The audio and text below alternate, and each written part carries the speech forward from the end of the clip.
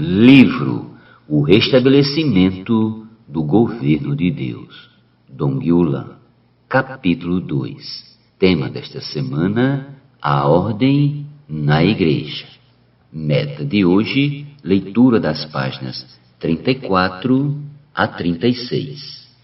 Neemias: derramar lágrimas, orar e jejuar. Em Neemias lemos: tendo eu ouvido estas palavras, assentei-me e chorei, e lamentei por alguns dias, e estive jejuando e orando perante o Deus dos céus. Neemias 1:4. Quando ouvimos que alguns dentre o povo de Deus estão em grande miséria e desprezo, que os muros estão derrubados e as portas queimadas, devemos ter a mesma atitude de Neemias: sentar e chorar.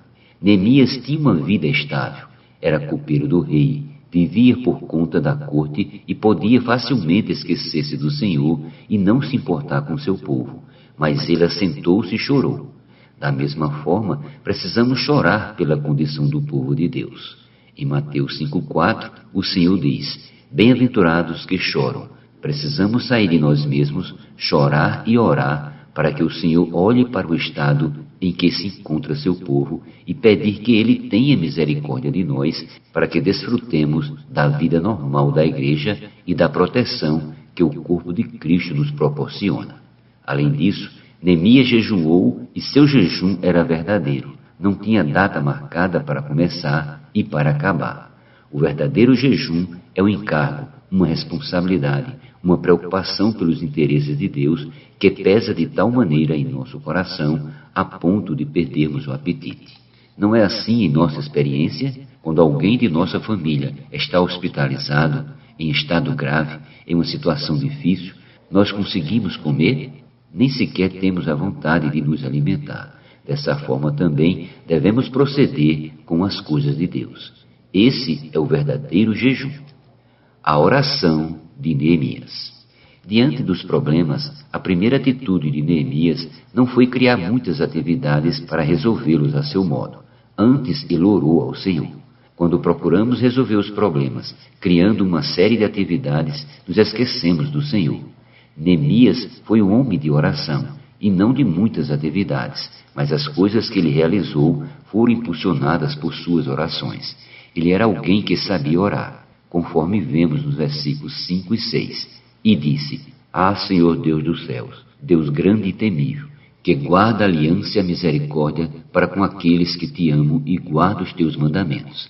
Estejam, pois, atentos os teus ouvidos e os teus olhos abertos para acudires à oração do teu servo, que hoje faço à tua presença, dia e noite, pelos filhos de Israel, teus servos, e faça confissão pelos pecados dos filhos de Israel, os quais temos cometido contra ti, pois eu e a casa de meu pai temos pecado.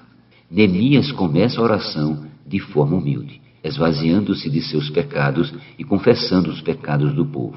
Nos versículos seguintes, ele continua: lembra-te da palavra que ordenaste a Moisés, teu servo, dizendo: se transgredires, eu vos espalharei por entre os povos.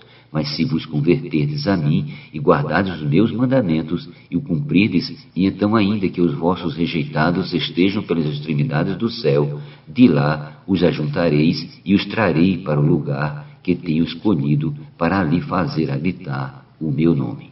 Estes ainda são teus servos e o teu povo que resgatastes com teu grande poder e com tua mão poderosa. Versículos do 8 ao 10. Após ter falado de forma abreviada sobre o lado negativo, Neemias lembra o lado positivo da promessa e se apega a essa promessa para sensibilizar o coração do Senhor.